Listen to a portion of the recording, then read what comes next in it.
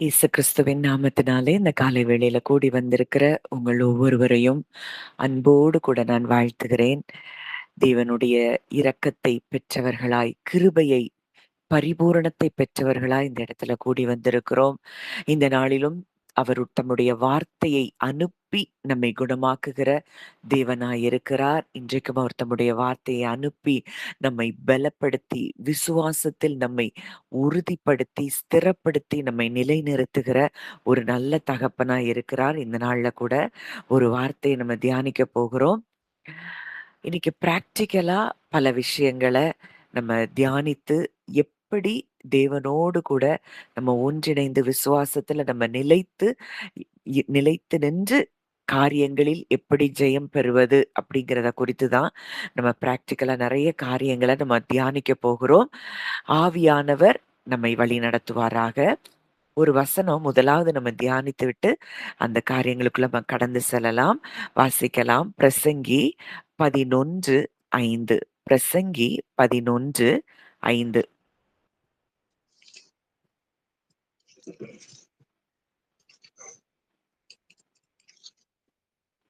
ஆவியின் வழி இன்னதென்றும் கர்ப்பவதியின் வயிற்றில் எலும்புகள் உருவாகும் விதம் இன்னதென்றும் நீ அறியாதிருக்கிறது போலவே எல்லாவற்றையும் செய்கிற தேவனுடைய செயல்களையும் நீ அறியாய். ஆவியின் வழி இன்னதென்றும் கர்ப்பவதியின் வயிற்றில் எலும்புகள் உருவாகும் விதம் இன்னதென்றும் நீ அறியாதிருக்கிறது போலவே எல்லாவற்றையும் செய்கிற தேவனுடைய செயல்களையும் நீ அறியாய்.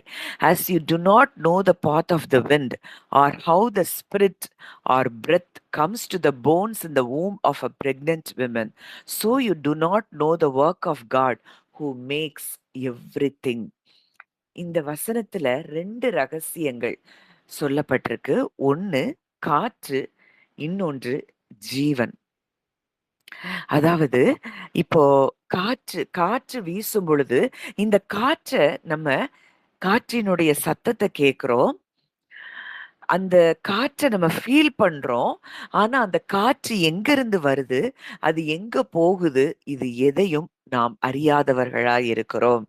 அதே போலதான் கர்ப்பவதியின் வயிற்றில் ஒரு குழந்தை உருவாகிற விதம், அது உருவாகிற விதம், அது வளருகிற விதம், அது அசைகிற விதம் எதுவும் நமக்கு என்ன செய்யாது, நமக்கு தெரியாது. எந்த நாள்ல எந்த உறுப்பு உண்டாகுது, எதுவுமே நம்ம அறியாத விதத்துல கர்ப்பவதியினுடைய வயிற்றுக்குள்ள அனைத்தும் என்ன செய்து அந்த கர்ப்பத்துல அந்த கரு உண்டாகி அந்த வளர்ச்சி அடைகிறத பார்க்கிறோம். அந்த அந்த எலும்புகளுக்குள்ள எப்போ ஜீவன் கடந்து போகுது, அந்த சரீரத்துல எப்போ ஹார்ட் பீட் பொதுவா கண்டுபிடிக்கிறாங்க. இப்ப ஸ்கேன் பண்ணும்போது குழந்தைக்கு ஹார்ட் பீட் வந்துருச்சு, 2 வீக்ஸ்ல ஹார்ட் பீட் வருது. 12வது வாரங்கள்ல இருந்து அதுக்கு ஃபிங்கர் பிரிண்ட்ஸ் தோன்ற ஆரம்பிக்கிறது. இதெல்லாம் அது எப்பப்போ உருவாகுதுன்னு கண்டுபிடிக்கிறாங்க. ஆனா அது எப்படி எந்த வழியின் மூலமாய், எந்த சோர்ஸ்ல, எந்த ஸ்பிரிட் வழியா இதெல்லாம் நடக்குதுங்கிறத யாராலையும் அது அறிய முடியாது. எப்போ இந்த சரீரத்துல எப்போ அந்த ஸ்பிரிட் ஜாயின் ஆகுது, இது எல்லாம் தேவனுடைய வேலையாய் இருக்கிறது. அப்போ நம்ம இந்த காரியத்தை குறிச்சு, இந்த வசனத்தை குறிச்சு நம்ம தியானிக்கும் பொழுது ஒரு காரியம் நமக்கு அறிய வேண்டிய விஷயம் என்னன்னா, நம்முடைய வழிகளை காட்டிலும் தேவனுடைய வழிகள் மேலானவைகளாய் இருக்கிறது. நம்முடைய எண்ணங்களை காட்டிலும் தேவனுடைய எண்ணங்கள் மேலானவைகளாய் இருக்கிறது. தேவன் நம்ம ஒரு காரியத்துல எதுவுமே நடக்காத மாதிரி நமக்கு தோணும். ஆனா ஒண்ணு நீங்க புரியணும், God is always at work. அவர் எப்பொழுதுமே நமக்காக செயல்பட்டு கொண்டே இருக்கிறார் என்பதுதான் நிஜம். உங்க கண்ணுக்கு தெரியாததுனால அவர் உங்க வாழ்க்கையில செயல்படலைங்கிறது நிஜம் அல்ல. உங்களுக்கு எப்படி காற்றினுடைய பாதை தெரியாதோ அதே போல தேவனுடைய திட்டங்களும் அவர் செயல்படுகிற விதங்களும் உங்களுக்கு தெரியாமல் இருக்கலாமே தவிர, அவர் உங்களுக்காக செயல்பட்டு கொண்டே இருக்கிறார் என்பதுதான் நிஜம். நீங்க நினைக்கலாம், "ஏன் ஆண்டவரே? ஏன் இவ்ளோ தாமதம்? ஏன் இது இப்படி நடக்குது?" அப்படின்னு சொல்லி இன்றைக்கு கேள்விகள் கேட்டுக்கொண்டிருக்கலாம். உங்களுக்கு தேவனுடைய வழிகள் தெரியவில்லை. நீங்க நினைக்கிறத காட்டிலும், நீங்க சிந்திக்கிறத காட்டிலும், உங்களுடைய நினைவுகள், உங்களுடைய வழிகள், உங்களுடைய எண்ணங்கள் எல்லாவற்றைக் காட்டிலும் அவருடைய நினைவுகள், எண்ணங்கள், வழிகள் மிகவும் உயர்ந்தவைகளாய் இருக்கிறது. அப்போ உங்களுடைய எதிர்கால வாழ்க்கைய குறித்ததான ஒரு ஒரு திட்டங்கள் உங்களுக்கு தெரியாம இருக்கலாம். ஆனா ஒண்ணும் நீங்க அறியணும். அவருடைய வழிகள் எப்பவுமே அது பெர்ஃபெக்ட்டா தான் இருக்கும். ஏன் இன்னும் எனக்கு பதில் கிடைக்கல? ஏன் இன்னும் இந்த சஃபரிங்ல நான் இருக்கிறேன்? அப்படின்னு நினைக்கும்போது ஒண்ணு புரியணும். எல்லாமே நன்மைக்கு ஏதுவாக நடக்கிறது. ஒருவேளை யோசேப்பு கேட்டிருக்கலாம். ஏன் எனக்கு இந்த பாடு? நான் உண்மையானவனாய், ஆண்டவருக்கு பிரியமானவனா தானே நான் நடக்கிறேன்.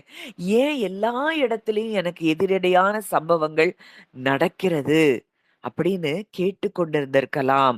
ஆனால் தேவன் எல்லாவற்றையும் நன்மையாக யோசேப்பினுடைய வாழ்க்கையில் அவர் செய்து முடித்திருப்பார் என்றால், தாமதம் வந்தது, எதிர்ப்புகள் வந்தது, சூழ்ச்சிகள் அவனுடைய வாழ்க்கையில இருந்தது. எல்லாவற்றையும் தாண்டி அவனால ஜெயம் பெற முடிந்தது என்றால், அவனுடைய வாழ்க்கையில் தேவன் மறைமுகமாக செயல்பட்டுக் கொண்டே இருந்ததுதான் நிஜம். அப்போ தேவன் எல்லாவற்றையும் செய்ய வல்லமையுள்ளவர். ஏன் இன்னும் நடக்கல அப்படின்னு சொல்லி நீங்க கேட்பீங்கன்னா, காட்ஸ் டைமிங் அது அதாவது அவர் குறித்த நேரம் அது ஞானமான நேரமாயிருக்கிறது. குறித்த காலத்திலே, உற்பவ கால திட்டத்திலே அவர் ஒரு டைம் வச்சிருக்கிறாரு. அந்த டைம்ல அது பெர்ஃபெக்ட்டா நடக்கும். அவர் செய்ய நெனச்சத யாராலயும் தடுக்க முடியாது என்பதுதான் நிஜம். அப்போ ஹி இஸ் ஆல் வைஸ். அவர் மிகுந்த ஞானம் நிறைந்தவர். அவர் அன்பே உருவானவர். வல்லமை நிறைந்தவர். நமக்காக அனுதினமும் செயலாற்றிக் கொண்டு இருப்பவர். இப்போ நம்ம வாழ்க்கையில அவர் எப்படி செயல்படுறாருங்கிற டீட்டெயில்ஸ் நம்ம எல்லாருக்கும் தெரியுதுன்னா, நமக்கு தேவனே நம்ம பெரிய அளவுல நம்ம தே தேட வேண்டிய அவசியத்துல நம்ம இருக்க மாட்டோம். ஓ! இதுக்கப்புறம் இதுதான் நடக்கும்.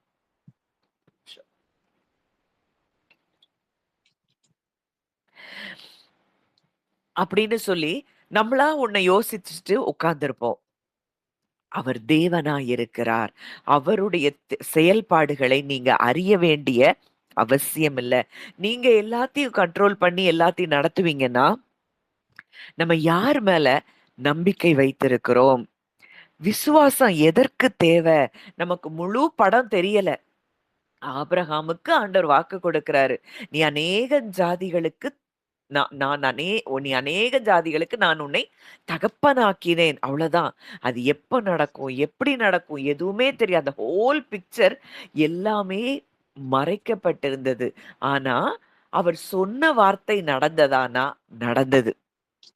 அவர் அதற்காகத்தான் நமக்கு விசுவாசம் தேவையே தவிர, அவர் இப்படித்தான் செயல்படுவாரு, இப்படித்தான் நடக்கும் அப்படின்னு அவருடைய முழுமையான திட்டங்களை நாம் அறிய வேண்டிய இடத்தில் இல்லை.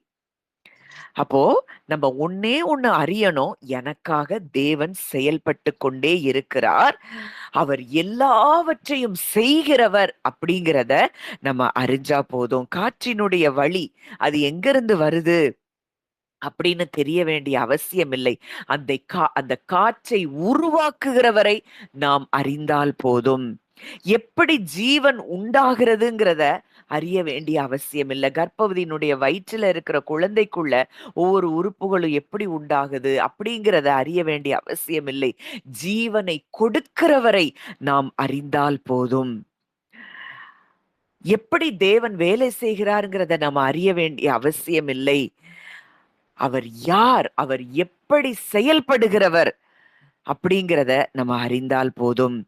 நம்ம காற்ற நம்ம கண்ட்ரோல் பண்ண முடியாது. ஆனா கூட தேவனுடைய வல்லமையினால் அந்த காற்று வீசிக் கொண்டிருக்கிறது. அதே போல நம்முடைய வயிற்றுக்குள்ள கருவுல உருவாகிற அந்த குழந்தைக்கு நம்ம எதுவுமே செஞ்சு அந்த குழந்தைய காப்பாற்ற முடியாது. அவருடைய ஜீவன் அந்த கர்ப்பவதியின் வயிற்றில் நுழையும் பொழுது, அந்த கருவுக்குள்ள நுழையும் பொழுது, அந்த குழந்தை ஜீவன் பெறுகிறது. இது எப்படி நடக்குது? எந்த நேரத்துல நடக்குது? எதுவுமே நமக்கு தெரியாது. ஆனா நடக்குதா? நடக்குது. அதே போல தான் உங்க வாழ்க்கையில அவர் செயல்பட்டு கொண்டே இருக்கிறார் என்பதை நீங்கள் அறிவீர்களானால், இன்னைக்கு உங்க விசுவாசத்துல, உங்க இருதயத்துல சமாதானம் பெருகும், சந்தோஷம் பெருகும். இந்த சமாதானமும், சந்தோஷமும் உங்க வாழ்க்கையில நீங்க விரும்புகிற அத்தனை ஆசீர்வாதங்களையும் அது உங்களுக்கு கொண்டு வருகிறதா இருக்கிறது. அவர் எல்லாவற்றையும் நடப்பிக்கிறவர், எல்லாவற்றையும் செய்ய வல்லமையுள்ளவர். அப்படிங்கிறத நம்ம உணர்ந்து கொண்டால் போதும். நம்ம எதையுமே அதாவது ஒண்ண நம்ம சுமக்க வேண்டிய அவசியமே இல்ல. இது எப்படி நடக்கும்? இது என்னைக்கு நடக்கும்? இந்த வெயிட்ட நம்ம சுமக்க தேவையில்லை. You don't have to carry the weight of understanding everything. எல்லாவற்றையும் அறிந்து கொள்ள வேண்டிய அந்த பாரத்தை சுமக்க நீங்க அழைக்கப்படல. அவர்கிட்ட குடுத்துட்டு நீங்க இளைப்பாறுதலில் இருக்க அழைக்கப்பட்டிருக்கிறீர்கள். தேவனுடைய பிளான்ஸ நீங்க ஃபிகர் அவுட் பண்றதுக்கு நம்மை தேவன் அழைக்கவில்லை. எல்லாவற்றையும் அறிந்திருக்கிற தேவனை நம்பும்படிக்கு, விசுவாசிக்கும்படிக்குத்தான் நம்மை தேவன் அழைத்திருக்கிறார். விசுவாசங்கிறது நடந்தத பார்க்கிறது இல்ல, நடக்காமல் இருக்கும் பொழுதே அது நடந்ததைப் போல பார்ப்பதற்கு பெயர்தான் விசுவாசம். அதனால இது எப்படி நடக்கும்? என்னைக்கு நடக்கும்? இது இப்படி நடந்ததுனால, இது இவங்கள்ட்ட போய் நம்ம அப்ரோச் பண்ணி இவங்க மூலமா இப்படி பேசுனா இப்படி நடக்கும். இப்படியெல்லாம் நீங்க உங்க சொந்த திட்டங்கள்ல நீங்க பிளான் பண்ணாம, ஆவியின் வழி இன்னதென்றும், கர்ப்பவதியின் வயிற்றில் எலும்புகள் உருவாகும் விதம் இன்னதென்றும் அறியாதிருக்கிறது போலவே, நீங்கள் தேவனுடைய செயல்களையும் அறியாதிருப்பீர்களானால், உங்களுக்கு பயம் இருக்கும். அவருடைய செயல்கள், அவர் எனக்காக செயல்பட்டுக் கொண்டே இருக்கிறார் அப்படிங்கிறத நீங்க அறிவீர்கள் என்றால், உங்க இருதயத்துல இன்றைக்கு தேவன் அவர் இளைப்பாறுதலை அவர் அருளிச் செய்கிறவராய் இருக்கிறார். இந்த நாள்ல கூட நம்ம தொடர்ந்து இதே காரியங்கள தான் நம்ம தியானிக்க போகிறோம். இன்றைக்கும் நம்முடைய வாழ்க்கையில பல வகையான ஆசீர்வாதங்களுக்கு தடையா இருக்கிறது என்ன? அப்படின்னு சொல்லி நம்ம பார்க்க போகிறோம். இத இன்னைக்கு டீப்பரா பார்க்க போகிறோம். இந்த காரியங்கள நீங்க ஆழமா உங்க இருதயத்துல உள்வாங்கும்படி கர்த்தர் தாமே உங்க ஒவ்வொருவருடைய இருதயங்களையும் அவர் திறப்பாராக. இன்னைக்கு நம்ம எல்லாருடைய மனநிலையும் ஒரு கண்ட்ரோலிங் மைண்ட் செட்டா இருக்கு அப்படின்னா, அந்த கண்ட்ரோலிங் மைண்ட் செட் சூழ்நிலைகள நான் தான் சரி பண்ணணும், நான் தான் பேசணும், நான் தான் செயல்படணும் அப்படிங்கிற மனநிலையிலிருந்து தேவனுடைய சமாதானத்துக்குள்ள எப்படி நுழைவது அப்படிங்கிறத குறித்து தான் இன்றைக்கு நம்ம தியானிக்க போகிறோம். How to enter into God's rest. தேவனுடைய சமாதானத்துக்குள் நுழைவது எப்படி? நாம் அவர் கரங்களுக்குள்ள கைகள்ல இருக்கிற பாத்திரங்களா இருக்கிறோம். நாம் அல்ல, அவரே நம்மை உண்டாக்கினார் அப்படின்னு சொல்லி பார்க்கிறோம். அதனால வசனம் வாசிக்கலாம். மத்தேயு 11ஆம் அதிகாரம் 28, 29, 30. மத்தேயு 11, 28, 29, 30. வருத்தப்பட்டு பாரம் சுமக்கிறவர்களே, நீங்கள் எல்லோரும் என்னிடத்தில் வாருங்கள். நான் உங்களுக்கு இளைப்பாறுதல் தருவேன். நான் சாந்தமும் மனத்தாழ்மையுமாயிருக்கிறேன். என் நுகத்தை உங்கள் மேல் ஏற்றுக்கொண்டு என்னிடத்தில் கற்றுக்கொள்ளுங்கள். அப்பொழுது உங்கள் ஆத்துமாக்களுக்கு இளைப்பாறுதல் கிடைக்கும். என் நுகம் மெதுவாயும் என் சுமை லகுவாயும் இருக்கிறது என்றார். இங்கே இயேசு சொல்றாரு, வருத்தப்பட்டு பாரம் சுமக்கிறவர்களே, நீங்கள் எல்லாரும் என்னிடத்தில் வாருங்கள், நான் உங்களுக்கு இளைப்பாறுதல் தருவேன். அங்க அதுக்கு முந்தின வசனம் நம்ம பார்க்கும் பொழுது, சகலமும் என் பிதாவினால் எனக்கு ஒப்புக் கொடுக்கப்பட்டிருக்கிறது. பிதா தவிர வேறொருவனும் குமாரனை அறியான். குமாரன் எவனுக்கு அவரை வெளிப்படுத்த சித்தமாயிருக்கிறாரோ அவனும் தவிர வேறொருவனும் பிதாவை அறியான். இங்க சகலவற்றையும் பிதாவை 100% அறிந்திருந்தவர் இயேசு கிறிஸ்து. குமாரனை குறித்து அறிந்திருந்தவர் பிதா. இதுதான் அவங்களுக்குள்ள இருக்கக்கூடிய ஒரு உறவு. இந்த உறவுல அவர் இருந்தபடியினால் அவர் சொல்றாரு, தேவகுமாரனாய் அவர் இருக்கிறார். இந்த உலகத்துக்கு அவர் மனுஷனாய் வந்த பொழுதிலும் அவர் தேவகுமாரனாய் இருக்கிறார். அவர் சொல்றாரு, வருத்தப்பட்டு பாரம் சுமக்கிறவர்களே, நீங்கள் எல்லோரும் என்னிடத்தில் வாருங்கள், நான் உங்களுக்கு இளைப்பாறுதல் தருவேன். I will give you rest. நான் சாந்தமும் மனத்தாழ்மையுமாய் இருக்கிறேன். என் நுகத்தை உங்கள் மேல் ஏற்றுக்கொண்டு என்னிடத்தில் கற்றுக்கொள்ளுங்கள், அப்பொழுது உங்கள் ஆத்துமாக்களுக்கு இளைப்பாறுதல் கிடைக்கும். என் நுகம் மெதுவாயும் என் சுமை லகுவாயும் இருக்கிறது. இந்த ஒரு வசனத்துடைய அர்த்தத்தை நீங்க ஆழமா புரிந்து கொள்வீங்கன்னா இன்றைக்கு இந்த இளைப்பாறுதலுக்குள்ள நம்ம நிச்சயம் வர முடியும். இன்னைக்கு நம்ம பிராக்டிக்கலா நம்ம பார்க்கிறோம் அப்படின்னா, நம்ம சரீர பிரகாரமா நம்ம ஏதோ ஒரு ஃபங்ஷனுக்கு போறோம். இப்ப இந்தியால இருக்கிறோம் அப்படின்னா, நம்ம அதுலயும் குறிப்பா தமிழ்நாட்டுல இருக்கிறோம்னா, ஒரு ஃபங்ஷனுக்கு போறோம்னா, நல்ல சில்க் சாரி பட்டு சேலைகள நம்ம வேர் பண்ணிட்டு போறோம் அப்படின்னா, எப்படா அந்த ஃபங்ஷன் முடிஞ்சு வந்து அத கழற்றுவோங்கிற எண்ணம் நம்ம எல்லாருக்கும் இருக்கும். ஏன்னா, அதோடைய வெயிட் இது பாடியில இருக்கக்கூடிய ஒரு சாதாரணமான ஒரு சேலையினுடைய ஒரு வெயிட்ட கூட நம்மளால அது எப்ப நம்ம கழற்றி போடுவோம் அப்படிங்கிறதுல தான் நம்ம மனது இருக்கு. ஏன்னா அந்த வெயிட் வந்து நமக்கு அது ஃப்ரீ ஆகணும்னு நம்ம நினைக்கிறோம். இது பாடியில இருக்கக்கூடிய ஒரு வெயிட். ஆனா இங்க சோல்ல நம்ம என்ன செய்யறோமா, பாரத்தை சுமக்கிறோமாம். வருத்தப்பட்டு பாரம் சுமக்கிறவர்களே, வருத்தப்பட்டு சுமை சுமக்கிறவர்களே, நீங்கள் எல்லோரும் என்னிடத்தில் வாருங்கள். இன்னைக்கு ஒரு பாடியில இருக்கிற அந்த வெயிட்ட நம்ம களைஞ்சு போடுறோம். ஆனா, நம்ம சோல்ல ஏத்தி வைத்திருக்கிற இந்த சுமையை நாம் களைந்து போடுகிறோமா? இந்த சுமை அப்படிங்கிறதே இது இது இந்த இடத்துல சொல்லப்பட்டிருக்கிற சுமை என்னன்னா, தேவன தேவனுடைய அன்ப நம்ம எப்படியாவது சம்பாதிக்கணும்னு சொல்லி, இந்த பரிசேயர்கள், சதுசேயர்கள் கற்றுக் கொடுத்த அந்த ட்ரெடிஷன்ஸ், அவங்களுடைய சட்ட திட்டங்கள் இது எல்லாம் சுமையாய் ஒவ்வொருத்தர் மேலயும் இருக்குது. எதையோ செஞ்சுதான் தேவனுடைய அன்ப சம்பாதிக்கணும் அப்படிங்கிற இடத்துல அவங்க இருக்கிறாங்க அந்த ஜனங்கள். ரிலீஜியஸ் ரூல்ஸ், அங்க கில்ட், அங்க லைஃப், அந்த வாழ்க்கையினுடைய எல்லா விதமான அந்த பிரஷர்ஸ், இதுலதான் மக்கள் என்ன செய்யறாங்க, சுமை சுமக்கிறவர்களாய் இருக்கிறார்கள். ஆனா ஆண்டவர் சொல்றாரு, நான் உங்களுக்கு இளைப்பாறுதல் தருவேன். இது ஏதோ பிசிக்கல் ரெஸ்ட் இல்ல, இது நம்முடைய ஆத்துமாவுக்கு இளைப்பாறுதல். தேவனோடு சமாதானம் பெறும் பொழுது நமக்கு என்ன வருது, நம்முடைய ஆத்துமாவுக்கு இளைப்பாறுதல் வருகிறதை நம்ம பார்க்கிறோம். அவர் சொல்றாரு, நான் சாந்தமும் மனத்தாழ்மையுமாய் இருக்கிறேன். நீங்க பைபிள நீங்க வாசித்து பார்ப்பீங்கன்னா, இந்த சாந்த குணமுள்ளவர்கள குறித்து நெறைய வசனங்கள் சொல்லப்பட்டிருக்கும். சாந்த குணமுள்ளவர்கள் பாக்கியவான்கள், அவர்கள் பூமியை சுதந்தரித்துக் கொள்ளுவார்கள்.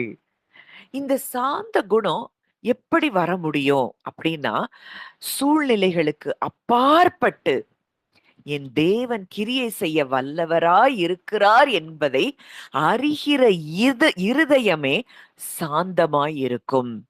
பிதாவை குமாரன் நன்கு அறிந்து வைத்திருந்தபடியினால் அவர் சாந்த குணமுள்ளவராய் இருந்தார். அவர் சொல்றாரு, நான் சாந்தமும் மனத்தாழ்மையுமாய் இருக்கிறேன். இந்த மனத்தாழ்மை அப்படிங்கிறது என்ன அப்படின்னா, எல்லா சூழ்நிலைகளிலும் தேவனை பெரிதாய் பார்க்கிற ஒரு இருதயமே மனத்தாழ்மையுள்ள இருதயம். நான் சாந்தமும் மனத்தாழ்மையுமாய் இருக்கிறேன். என் நுகத்தை உங்கள் மேல் ஏற்றுக்கொண்டு என்னிடத்தில் கற்றுக்கொள்ளுங்கள். என்னுடைய நேச்சர் இதுதான். சாந்தம், மனத்தாழ்மை.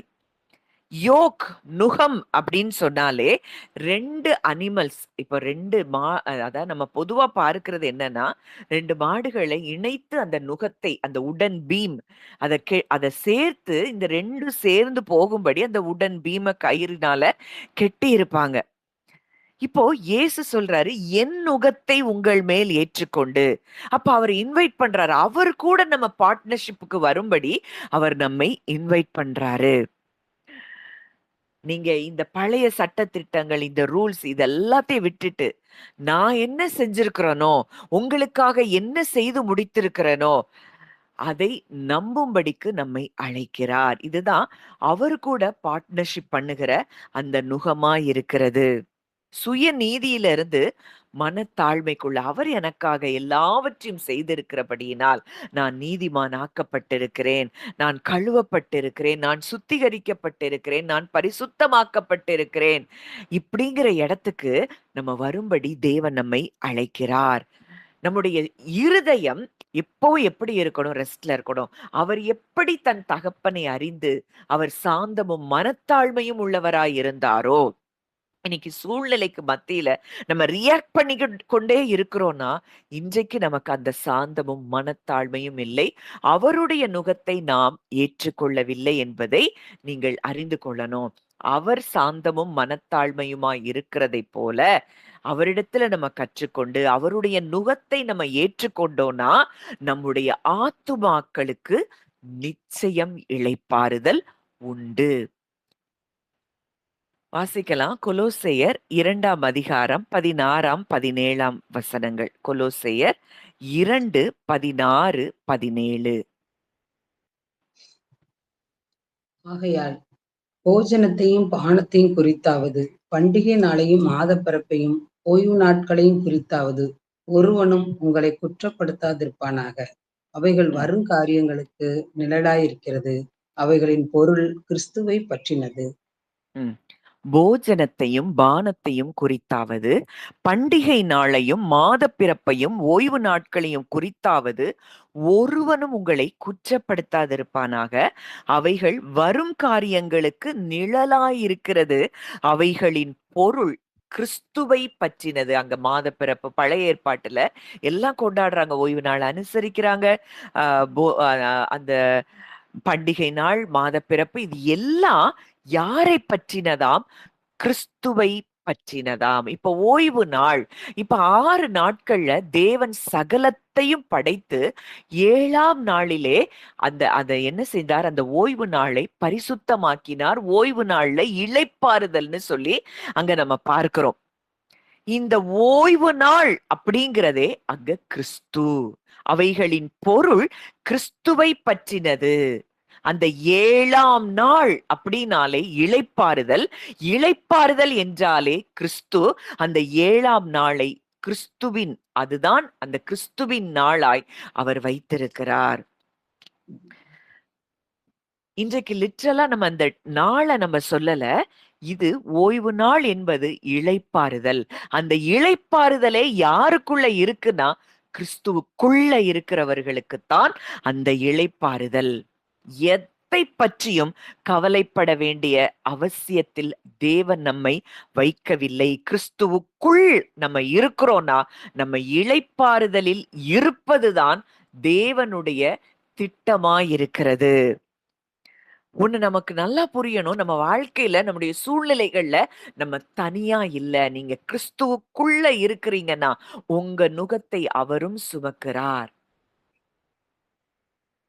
நீங்க சாந்தமும் மனத்தாழ்மையுமாய் இருக்க வேண்டுவதுதான் நமக்கு தேவன் கொடுத்திருக்கிற ஒரு ஒரு கற்பனையாயிருக்கிறது. நான் சாந்தமும் மனத்தாழ்மையுமாய் இருக்கிறேன்.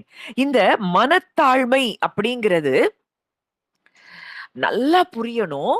நீங்க தேவன யாரு பெரிதா பார்க்கிறீங்களோ, அவங்களுக்கு தான் மனத்தாழ்மை இருக்கிறது. சூழ்நிலைகளுக்கு மத்தியில், மனிதர்களுடைய வார்த்தைகளுக்கு மத்தியில், உங்களுக்கு கிடைக்கிற ரிப்போர்ட்டுக்கு மத்தியில, நீங்க தேவனை பெரிதாய் பார்க்கிறவர்களாய் இருப்பீர்கள் என்றால், நீங்க மனத்தாழ்மை உள்ளவர்களாய் இருக்கிறீர்கள். இல்லன்னா நீங்க பெருமை உள்ளவர்களா இருக்கிறீங்க. சூழ்நிலைய பெருசா பார்த்தோம்னாலே, அதுக்கு நம்ம ரியாக்ட் பண்ணிட்டு, அத குறிச்சு நம்ம கவலைப்பட்டு கலங்கி கொண்டு இருக்கிறோம்னா, நமக்கு என்ன இல்ல? மனத்தாழ்மை இல்ல. நம்ம மனத்தாழ்மைங்கிறது மாயமான தாழ்மைய நம்ம நெனைக்கிறோம்.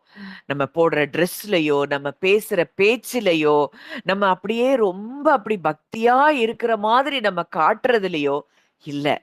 அவர நீங்க எந்த அளவுக்கு விசுவாசிக்கிறீங்க? அதுல அவர எவ்வளவுக்கு நீங்க பெரிதா பார்க்கிறீங்க? அதுதான் மனத்தாழ்மை. இங்க இயேசு பேசுற வார்த்தைகள் எல்லாம் பரிசேயருக்கு அது பெருமையான வார்த்தைகளா தெரியுது. பிதாவ உங்க யாருக்கும் தெரியாது. நான் ஒருவனே பிதாவை அறிந்திருக்கிறவன். அவருடைய மடியில இருந்த அவருடைய ஒரே குமாரன் நான் தான்னு அவர் ஒவ்வொரு நேரம் சொல்லும்போது அவங்களுக்கு பெருமையா தெரியுது. ஆனால் அதுதான் மனத்தாழ்மை. சூழ்நிலைகளுக்கு மத்தியில நீங்க எதை பேசிக் கொண்டிருக்கிறீர்கள்? எனக்கு ஒரு அப்பா இருக்கிறார். அவர் எனக்கு இந்த காரியத்துல எனக்காக செயல்பட்டு கொண்டிருக்கிறார். ஆவியின் வழி இன்னதென்றும் கர்ப்பவதியின் வழியில் வயிற்றில் எலும்புகள் உருவாகும் விதம் இன்னதென்று எனக்கு தெரிய வேண்டாம். ஆனா எனக்காக என் தகப்பன் செயல்பட்டு கொண்டிருக்கிறார்னு நீங்க பேசுவீங்கன்னா உங்களுக்கு மனத்தாழ்மை இருக்கிறது. இது இல்ல. சூழ்நிலையத்தான் பெருசா பேசிக்கிட்டு, மனுஷங்க பேசுறத தான் பெருசா பேசிட்டு இருப்பீங்க. நீங்க கவலைப்படுறோம், ஐயோ! அப்படின்னு அழுதுட்டு புலம்பிட்டு நம்ம ஆண்டவர்ட்ட பேசுறோம்னா, நீங்க மனத்தாழ்மையில இருக்கிறீங்கன்னு நீங்க தவறாய் அறிந்து கொண்டிருக்கிறீர்கள். எந்த ஒரு மனிதன் தேவனை பெரிதாய் பார்க்கிறானோ, அவன் உள்ளத்துல அந்த தாவீது சொல்லும்போது, "ஆகையால் என் முகத்தை கற்பாறையைப் போல் ஆக்கினேன்." என்ன வேணாலும் வரட்டும். என் அப்பா என் கூட இருக்கிறாரு. கோலியாத்துக்கு முன்னாடி தாவீதினுடைய வார்த்தை அப்படித்தான் இருந்தது. இந்த கோலியாத் எம்மாத்திரம் ஜீவனுள்ள தேவனுடைய சேனைகளுடைய கர்த்தர் தன்னோடு இருக்கிறார்ங்கிறத வைராக்கியமாய் அவர் அங்க பேசுறத பார்க்கிறோம். அதுதான் மனத்தாழ்மை. காரியம் நடக்கல அப்படிங்கிறதுக்காக நம்ம ட்ரிகர் ஆறோம் அப்படின்னாலே அங்கே சாந்தமில்லை. நிறைய வசனங்கள சாந்த குணத்த குறிச்சு நம்ம பார்க்கிறோம். சங்கீதம் 37ல பார்க்கிறோம். சங்கீதம் 37 அந்த வசனம் வாசிங்க ஆன்ட்டி. சாந்த குணமுள்ளவர்கள் மிகுந்த சங்கீதம் 37ல இருக்கும்.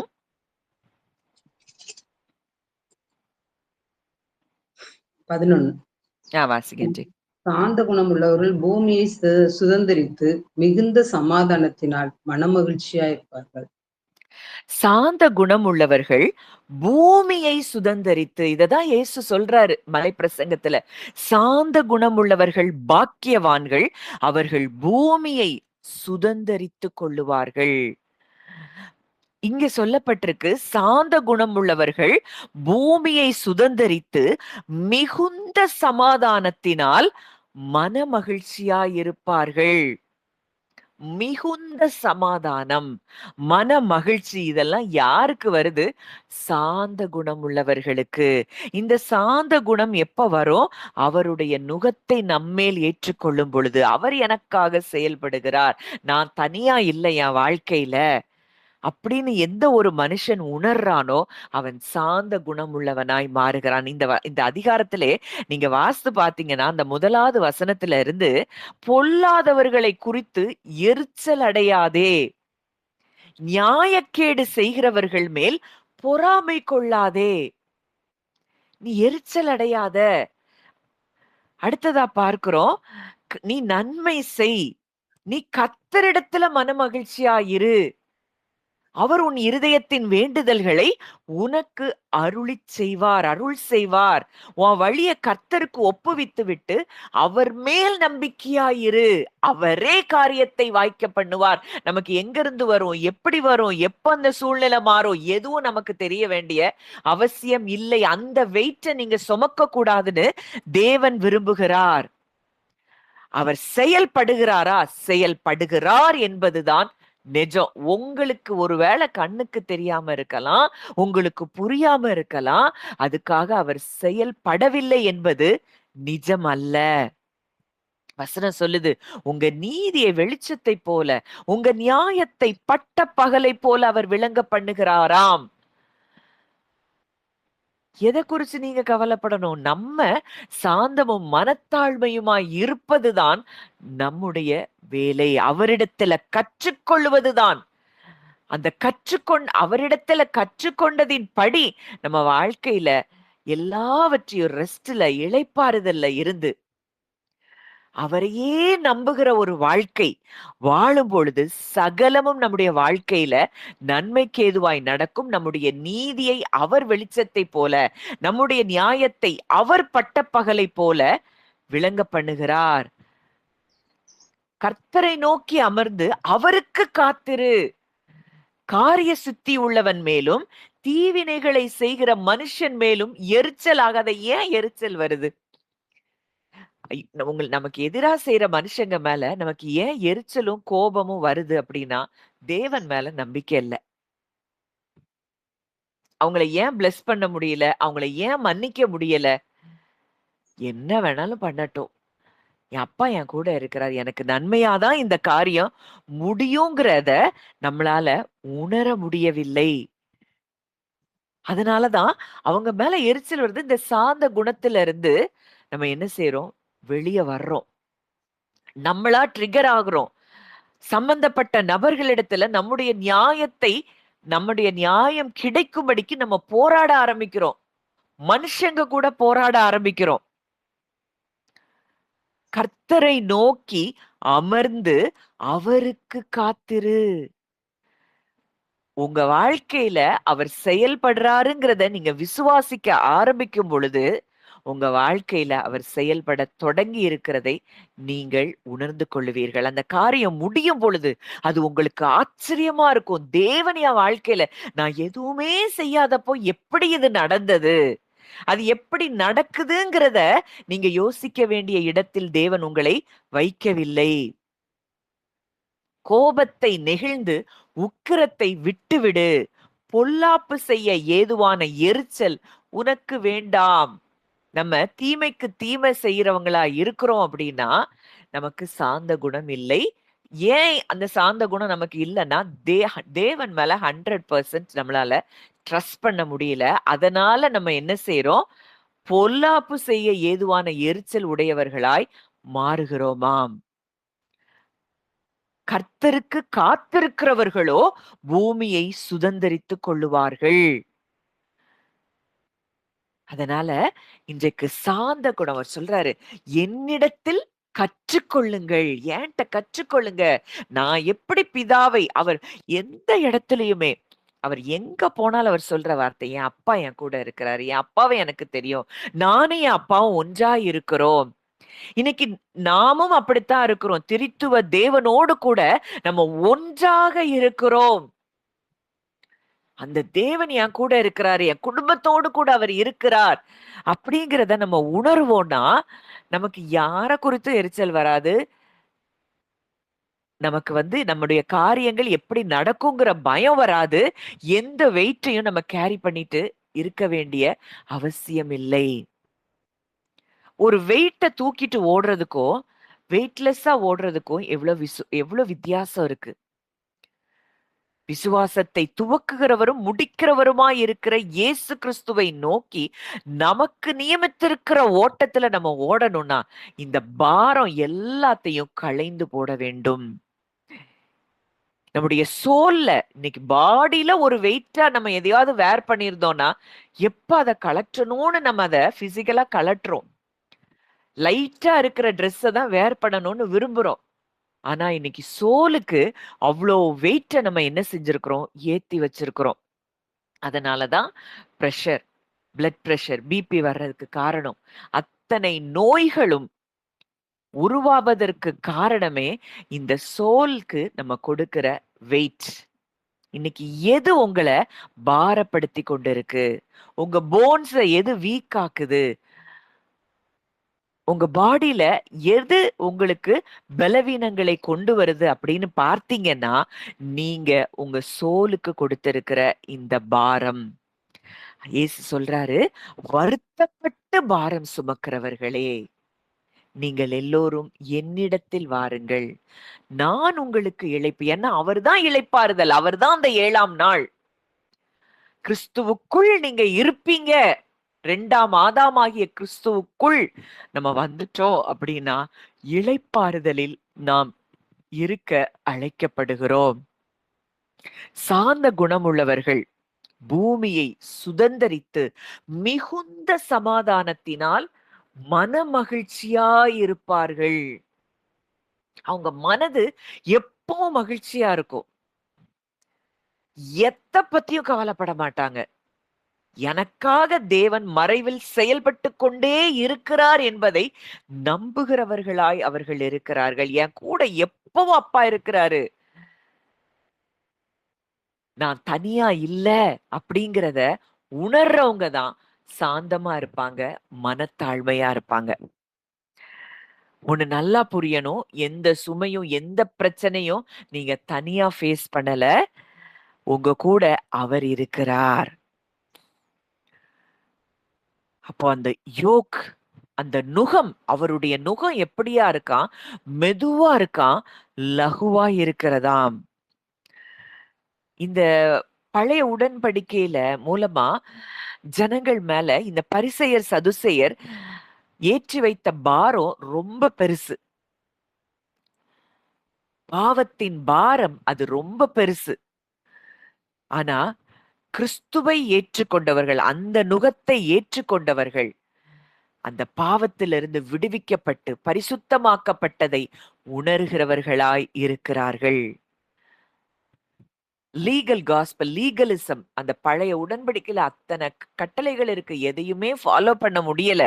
ஆனால் கிறிஸ்து இன்றைக்கு நமக்காக பலியானதினாலே அவர் நிமித்தம் நாம் எல்லோரும் நீதிமான்கள் ஆக்கப்பட்டிருக்கிறோம் என்கிறத உணரும் பொழுதே நம்முடைய பேர்டன் என்ன ஆகுது? அது லைட்டா மாறுது. நம்ம ஏதோ செஞ்சுதான் ஆண்டவருடைய அன்பை சம்பாதிக்கணும் அப்படின்னு சொல்லி எதையோ செஞ்சுட்டே இருந்தோம். அதுல இருந்து விடுதலையாகி முற்றிலுமாய் நான் தேவனுடைய அன்பை பெற்றவளாய் இருக்கிறேன், தேவனுக்கு பிள்ளையாய் இருக்கிறேன் என்கிற நுகத்தை நாம் சுமக்கிறோம். அப்போ இன்றைக்கு அந்த இளைப்பாறுதலுக்குள்ள நம்ம என்ன செய்யறோம்? எல்லாரும் வந்திருக்கிறோம். இத உணர்ந்து கொண்டா போதும்.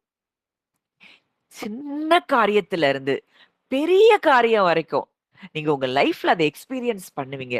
நிச்சயமா இந்த நாட்கள்ல என்னுடைய வாழ்க்கையில அதை நான் எக்ஸ்பீரியன்ஸ் பண்றேன். சின்ன விஷயத்துல இருந்து பெரிய விஷயம் வரைக்கும் அவர்கிட்ட அதை கொடுக்கும் பொழுது அவர் செயல்படுகிற விதமே அது அற்புதமா இருக்கு. நம்ம நினைக்கிறோம் இதெல்லாம் ஆண்டவர்கிட்ட போய் சொல்லலாமா? இல்ல. அது என்ன விஷயமா இருந்தாலும் அவர்கிட்ட சொல்ல முடியும். அவர் நமக்காக செயல்படுகிறவராய் இருக்கிறார். அப்போ நம்ம எப்படி இருக்கிறோமோ அப்படியே அவர்கிட்ட போக வேண்டியதுதான் நம்முடைய வேலை. அது உங்களை அழுத்தி கொண்டு இருக்கிற பாரமா, பாவமா இருக்கலாம், குற்ற மனசாட்சியா இருக்கலாம், எதுவா இருக்கலாம். அவருடைய நுகத்தை உங்கள் மேல் ஏற்றுக்கொள்ளும் பொழுது, அவரிடத்தில் நீங்கள் கற்றுக்கொள்ளும் பொழுது உங்கள் ஆத்துமாக்களுக்கு இளைப்பாறுதல் உண்டாகிறது. இந்த இளைப்பாறுதலில் எந்த ஒரு மனுஷன் வர்றானோ அவன் எல்லாவற்றையும் சுதந்தரித்துக் கொள்ளுகிறவனாய் இருக்கிறான். இப்ப மனுஷனுடைய உள்ளத்துல 2 பெரிய பயம் இருக்கு. அதாவது மனுஷன் எல்லாத்தையும் கட்டுப்படுத்தணும், அவன் கண்ட்ரோல் பண்ணணும்னு நினைக்கிறான். நான் தோத்து போயிட்டேன்னா என்ன செய்யறது? என்னுடைய எதிர்கால வாழ்க்கை இப்படி ஆயிருச்சுன்னா என்ன செய்யறது? அதனால அவன் என்ன பண்ண ஆரம்பிக்கிறான்? ஃபியூச்சரை கண்ட்ரோல் பண்ண ஆரம்பிக்கிறான். இதை இப்படி சரி பண்ணிரலாம், அப்படி சரி பண்ணிரலான்னு எதிர்காலத்தை அவன் கட்டுக்குள்ள கொண்டு வர முயற்சி பண்றான். மனிதர்களை கண்ட்ரோல்குள்ள வைக்கணும்னு முயற்சி பண்றான். சூழ்நிலைகளை கட்டுப்படுத்துறதற்கு அவன் முயற்சி செய்கிறான். ஆனா உண்மையிலே இந்த கட்டுப்படுத்தணும்னு நினைக்கிறவங்க எல்லாருக்குள்ளயும் என்ன இருக்கு? பயம் இருக்கிறது. இந்த பயம் எங்க இருந்து வந்தது? ஃபர்ஸ்ட் ஆடம்ல இருந்து வந்தது. அவங்க தங்களை தாங்களே மறைத்து கொள்ளுகிறார்கள். அத்தி இலைகளை தைத்து மறைச்சு கொள்றாங்க. அவங்களுக்கு அது வரைக்கும் தேவனோடு கூட ஃப்ரீயா உலாவி கொண்டு இருந்தவங்க முதல் முறையா பயம் வந்து அவங்களே என்ன செய்ய ஆரம்பிக்கிறாங்க, தங்களுக்கு தாங்களே எஜமானர்களாய் மாறினார்கள். தங்களுக்கு தாங்களே கடவுளாக மாறினார்கள். இவங்க தான் கட்டுப்படுத்த விரும்புவாங்க. மற்றவர்களையும் கட்டுப்படுத்த விரும்புகிறவர்களா இருப்பார்கள். இப்ப இதுக்கு உதாரணமா சொல்லணும்னா, மார்த்தாள். அங்க மார்த்தாள் பல வேலைகளை இயேசுவுக்காக எதையோ செய்யணும். நான் உணவு சமைக்கணும், பரிமாறணும், அப்படி இப்படின்னு எதையோ செஞ்சு அவருடைய அன்பை சம்பாதிக்கணும்னு சொல்லி முயற்சி பண்ணி கொண்டே இருக்கிறா. இயேசு சொல்றாரு, மார்த்தாளே மார்த்தாளே, நீ அநேக காரியங்களை குறித்து கவலைப்பட்டு கலங்குகிறாய். தங்கச்சிய கண்ட்ரோல் பண்ணணும்னு அவ விரும்புறா. அவ எனக்கு ஒண்ணுமே செய்ய மாட்டேங்கிறா, நீங்க அவள்கிட்ட சொல்லக்கூடாதா அப்படின்னு இயேசு கிட்டயே வந்து கம்ப்ளைண்ட் பண்றா. அவளுக்கு வேலை, பரிமாறணும், பொறுப்பு எல்லாத்தையும் கவனிக்கிறா. ஆனா அவ இருதயத்துல என்ன இல்ல? சமாதானம் இல்லை. அதே நேரம் மரியாளோ தன்னை விட்டு எடுபடாத நல்ல பங்காகிய இயேசு கிறிஸ்துவின் பாதபடியில உட்கார்ந்து அமர்ந்து சாந்தமா மனத்தாழ்மையா அங்க உட்கார்ந்து இருக்கிறா. எதை குறிச்சு அவளுக்கு கலக்கம் இல்லாதபடி அவரிடத்தில் கற்றுக்கொள்ளும்படி அங்கே அவருடைய பாதத்தில் உட்கார்ந்திருக்கிறாள். இன்னைக்கு இந்த மார்த்தாள போல எல்லாத்தையும் குறிச்சு கண்ட்ரோல் பண்ணி எல்லாரையும் நம்ம கண்ட்ரோல் பண்ணணும்னு நினைக்கிற இடத்துல இருக்கிறோம் அப்படின்னா உங்களுக்குள்ள பயம் இருக்கிறது. ஏன் இந்த பயம்? தேவன் மேல நம்பிக்கை இல்ல. உங்க சூழ்நிலைகளுக்கு மத்தியில அவர் செயல்படுகிறார் என்கிற நம்பிக்கை உங்க இருதயத்துல இல்லாததுனாலதான் பயம் என்பது உங்கள் இருதயத்தை அழுத்தி கொண்டு இருக்கிறது. அது உங்களுக்கு பாரமா இருக்கு. இந்த கவலை, பயம், சோர்வு, அவிசுவாசம் எல்லாம் உங்க சோலுக்கு வெயிட்டா இருக்கு. காரணம், நீங்க எல்லாரையும் கண்ட்ரோல் பண்ணணும்னு நினைக்கிறீங்க, எல்லாத்தையும் கண்ட்ரோல் பண்ணணும்னு நினைக்கிறீங்க. அந்த இருதயம் இளைப்பாறுதலே இருக்க. சிலர் பாத்தீங்கன்னா எப்பவும் பதற்றமாயிட்டே தான் இருப்பாங்க. இது இப்படி நடந்துருமோ, அது அப்படி நடந்துருமோ, இது என்ன ஆகும், நாளைக்கு என்ன ஆகும், நாளான்னைக்கு என்ன ஆகும், என் பிள்ளைகள் வாழ்க்கை எதிர்காலம் எப்படி இருக்கும்? அவர் சொல்றாரு, உன் சந்ததியின் மேல் என்ன ஆவிய, உன் சந்தானத்தின் மேல் என்ன ஆசீர்வாதத்தை ஊற்றுவேன்னு அப்பா சொல்லி இருக்கிறார்னா, அந்த வார்த்தை கிறிஸ்துவுக்குள் ஆம் என்றும் ஆமேன் என்றும் இருக்குதுன்னா, நீங்க கிறிஸ்துவுக்குள்ள இருப்பீங்கன்னா, மாம்சத்தின்படி நடவாதவர்களா நீங்க இருக்கிறீங்கன்னா, நிச்சயம் அந்த வார்த்தைகள் உங்க வாழ்க்கையில செயல்படும். அவர் உங்க சந்ததிகள் மேல தம்முடைய ஆவியையும் தம்முடைய ஆசீர்வாதத்தையும் அவர் அளவில்லாமல் ஊற்றி இருக்கிறத நீங்க பார்க்க ஆரம்பிப்பீங்க. அப்போ இன்னைக்கு நம்ம எதெல்லாம் கண்ட்ரோல் பண்ணிட்டு இருக்கிறோமோ அதெல்லாம் அப்படியே அதை விடுவிக்கிற இடத்திற்கு நாம் வர வேண்டும் என்று சொல்லி தேவன் விரும்புகிறார். நம்ம விடுவிக்கும் பொழுது நம்ம இருதயத்துல சமாதானம் உண்டாகிறது.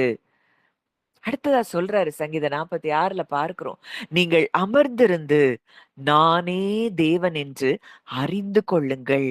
அமர்ந்து இருக்கிறது, அமைதியா இருக்கிறது அப்படின்னா ஏதோ சத்தம் இல்லாத ஒரு நிலை இல்ல. ஸ்பிரிச்சுவலா இது நம்முடைய பயத்தை நிறுத்துகிற இடம், நம்முடைய உள்ளத்துல இருக்கிற போராட்டத்தை நிறுத்துற இடம், நம்முடைய சோல் முற்றிலுமாய் தேவனிடத்தில் ஒப்பு கொடுக்கிற ஒரு இடம். இப்போ ஒரு பஸ்லயோ, ட்ரெயின்லயோ, பிளைட்லயோ ஒரு குட்டி பிள்ளை டிராவல் பண்ணுது. ஒரு 2 வயசு, 3 வயசு, இல்ல 1 வயசு, இல்ல அதுக்கு கீழே உள்ள பிள்ளைகள்.